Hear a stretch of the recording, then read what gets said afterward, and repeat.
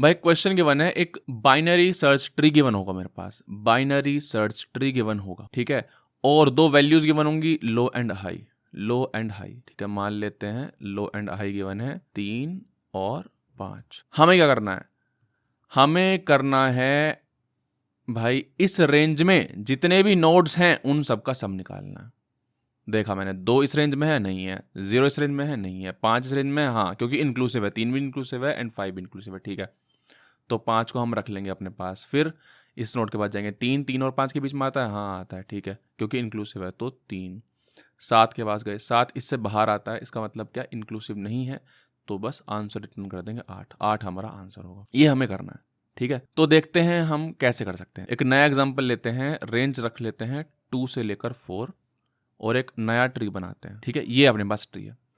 अब देखो, हमें पता है बाइनरी सर्च ट्री में सिर्फ रूट के बारे में सोचना होता है। इसकी शक्ल जो है वो हमें ऐसी सोचनी है कि एक रूट है और ये एक लेफ्ट सब ट्री होगा, एक राइट सब ट्री होगा, कोई दिक्कत वाली बात नहीं है, सवाल अपने आप हो जाएगा, ठीक है। लेकिन अब ध्यान से देखो, जब भी हमारे पास एक नोड रखा होगा हाथ में तो कई सारे सिनेरियो हो सकते हैं। जब मेरे पास एक नोड होगा, जब मैं किसी भी नोड के पास जाऊंगा चेक करने के लिए कि उसकी रेंज क्या है, तो कई सारे सिनेरियो हो सकते हैं। वो सारे सिनेरियो जो है मैं यहाँ पर लिख लेता हूँ। पहला सिनेरियो क्या होगा, देखो जैसे 3 है, देखो 3 2 और 4 के बीच में आता है, 3 2 और 4 के बीच में आता है, 2 और 4 के बीच में आता है, ठीक है। एक जो है वो 2 से छोटा है, एक सिनेरियो ये है, ठीक है। अभी क्या कर रहा हूं मैं सिनेरियो क्रिएट करने की कोशिश कर रहा हूं, ठीक है। हमें पता है एल्गोरिदम क्या होगी, हम हर एक नोड पर जाएंगे और चेक करेंगे कि भाई वो 2 और 4 के बीच में आता है या नहीं होता है, इंक्लूसिव, ठीक है। अगर आता है तो सम में ऐड करते जाएंगे, एक वेरिएबल ले लेंगे सम, उसमें ऐड करते जाएंगे और फाइनली सम को रिटर्न कर देंगे, ठीक है, ठीक है। एक सिनेरियो ये हो गया, एक सिनेरियो ये हो गया। दूसरा सिनेरियो क्या है, जैसे कि 5 अपना है, 5, तो 5 जो है वो बड़ा है 4 से, सही बात है, 5 जो है वो बड़ा है 4 से, यानी कि इस वाले 4 से, ठीक है, यानी कि रेंज के बाहर जा रहा है, यानी कि ये वाला केस भी रेंज के बाहर जा रहा है, ये वाला केस भी रेंज के बाहर जा रहा है, ठीक है। और क्या हो सकता है, और ये हो सकता है जैसे कि 2 है, 2 तो यहाँ पे 2 मिल गया, यानी कि 2 अगर मिल जाता है मेरे को, यानी कि 2 अगर मिल जाता है, जैसे 4 मिल गया यहाँ पे, फिर से 4 इज इक्वल टू 4, तो ये हमारे सिनेरियो हो सकते हैं। अब ये तो मैंने एग्जाम्पल से बताया था कि हाँ भाई ये 1 है, 2 है। अब मैं इसको जनरलाइज्ड कर देता हूँ एक तरह से। देखो क्या हो सकता है, इसको आई मान लेता हूँ, इसको जे मान लेता हूँ। क्या हो सकता है, नोड जो है वो आई और जे के बीच में आए, ठीक है।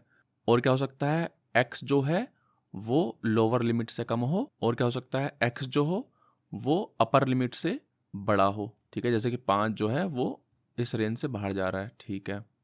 और क्या हो सकता है, एक्स इज इक्वल टू आई हो सकता है, और क्या हो सकता है, एक्स इज इक्वल टू जे हो सकता है। ये सारे केस होंगे, ठीक है। और इन्हीं सारे केसेस को हमें कोड में लिखना है, ठीक है भाई। तो ये लीड का क्वेश्चन है, मैंने वो चिपका दिया यहाँ पे। रेंज सम BST, अच्छा 3 चीज आ रही है, बाइनरी सर्च ट्री का रूट आ रहा है, एक लो आ रहा है, एक आ रहा है हाइट, कोई भी दिक्कत नहीं है भाई। अब मैंने बताया था बाइनरी सर्च ट्री का क्वेश्चन है ये, और हमें रूट के बारे में सोचना है, अच्छा ठीक है। और एक वेरिएबल लेना है हमें सम नाम से, और उसको रिटर्न कराना है, ठीक है। अब जब हम, देखो ध्यान से सुनो, रिकर्जन की हेल्प से कर रहे हैं, ठीक है। उस रिकर्जन में क्या होगा, अगर ये 3 ही आर्ग्यूमेंट होंगे फंक्शन में, तो जो सम है उसका तो कुछ अता पता होगा नहीं। समझ रहे हो बात को, कहने का मतलब है कि मैंने एक फंक्शन बना लिया हेल्पर, ठीक है। उसमें मैं ये तीनों चीज तो पास करूंगा ही, लेकिन सम भी पास करूंगा, सही बात है, ताकि हर बार मैं हेल्पर को ही कर लूं। मैं मेन फंक्शन जो है ना अब हेल्पर को ही बना रहा हूं, ताकि जो चौथा आर्ग्यूमेंट है जिसको मैं सम बोलूंगा उसका ट्रैक रख पाऊं, ठीक है। तो ये लिख दिया मैंने। अब इसकी कहानी यहां पे लिखेंगे, हेल्पर फंक्शन सेम ही है, सिर्फ एक एक्स्ट्रा आर्ग्यूमेंट आ गया सम, ताकि मैं इसका ट्रैक रख पाऊं। अच्छा अब देखो क्या करेंगे, अगर मेरा जो रूट है ना वो नल आता है तो कुछ करने की जरूरत ही नहीं है, रिटर्न करा दीजिए 0। समझ रहे हो बात को, रिटर्न करा दीजिए 0, ठीक है। अब क्या करें, अब ये सारे केसेस लिखने हैं, ठीक है। अब ये सारे केसेस लिखने हैं, ठीक है भाई। तो स्टार्ट करते हैं, सारे केसेस लिखते हैं। एल्स इफ कि भाई रूट का डेटा जो होता है अगर वो आ जाता है लो के बराबर तो कुछ करेंगे, एल्स इफ अगर रूट का डेटा जो है हाई के बराबर आ जाता है, हाई के बराबर, तो कुछ करेंगे। और क्या केस था, और ये केस था कि भाई रूट का डेटा जो है वो रेंज से बाहर आ जाता है, कौन सी रेंज के, लो से कम आ जाता है, ठीक है। और क्या कर सकते हैं, रूट का डेटा रेंज के फिर से बाहर आएगा लेकिन वो इस बार हाई से बड़ा होगा, ठीक है। और एक और केस कि भाई रूट का डेटा जो है वो लो से बड़ा है एंड रूट का डेटा जो है वो हाई से छोटा है, ठीक है। तो ये सारे केसेस हैं, ठीक है, यही लिखे थे मैंने वहाँ। अच्छा, अब देखो, अगर रूट का डेटा लो के बराबर है, इसका मतलब क्या है, इसका मतलब है कि जो सम है ना उसमें मैं इंक्लूड करूंगा किसको, रूट के डेटा को। Sum plus is equal to root का डेटा, ठीक है। अच्छा, अब ध्यान से देखो, अगर मान लेता हूं मेरी पिक्चर, ठीक है, मेरी पिक्चर ये है, मान लो ये 2 और 4 है और मेरा रूट जो है, मेरा जो बाइनरी सर्च ट्री है वो ये है 2 1 3, मान लेते हैं ऐसी, ठीक है। और मैं इस पर हूं इस समय 2, तो 2 जो है वो लो के बराबर है, ठीक है, तो मैं इसको सम में इंक्लूड कर लूंगा। अब क्या करूंगा, अब देखो, क्योंकि ये लो के बराबर है तो उसके लेफ्ट में जाने की जरूरत ही नहीं है, क्योंकि वो तो लो से छोटा होगा। समझ रहे हो बात को, बहुत ही बेहतरीन। तो क्या करें, तो भाई राइट में भेजो, ठीक है, राइट में जाओ ढूंढने, यानी कि राइट में ढूंढने जाओ और जो आंसर आएगा उसको ऐड कर दो इस वाले सम में। समझ रहे हो, हेल्पर में क्या भेजेंगे, राइट को भेजेंगे, ठीक है। और एज इट इज ऐसे सारा का सारी, अगर रूट का डेटा हाई के बराबर है, देखो हाई के बराबर है तो क्या करेंगे, तो देखो सिंपल सी बात है, रूट का डेटा ऐड होगा और हेल्पर में इस बार हम लेफ्ट को भेज देंगे। समझ रहे हो बात को, क्यों, क्योंकि रूट का डेटा हाई के बराबर हो गया, अब उसके राइट में जाने की जरूरत ही नहीं है।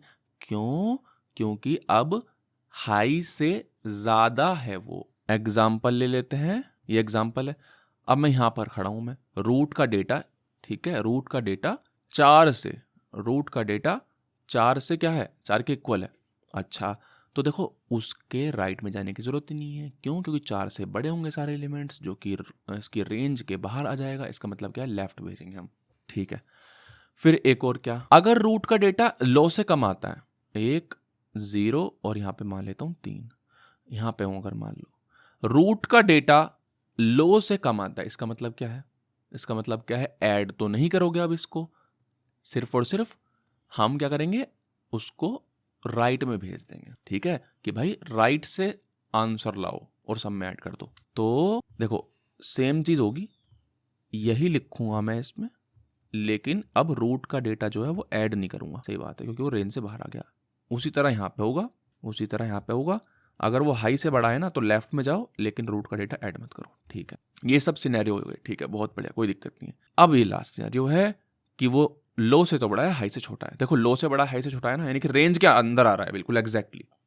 जैसे कि ये 3 मान लो, ये 1 मान लो, ये 4 मान लो, ठीक है, 4 मान लो। अब मैं इसको देख रहा हूँ, तो 3 जो है वो 2 और 4 के बीच में आ रहा है, इसका मतलब क्या है भाई, इसका सम तो हम इंक्लूड करेंगे ही, लेफ्ट से जो आंसर आएगा उसका सम भी इंक्लूड करेंगे, और जो राइट से आंसर आएगा उसको भी इंक्लूड करेंगे।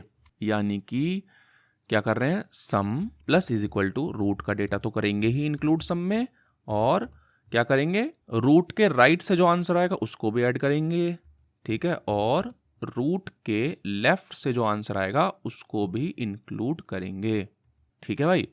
तो ये है, ठीक है, रूट का डेटा ऐड कर दिया, और राइट वाले का समझाएगा उसको भी इंक्लूड कर लिया, लेफ्ट वाले का समझाएगा उसको भी इंक्लूड कर लिया, और फिर फाइनली रिटर्न करा देंगे सम, ठीक है भाई।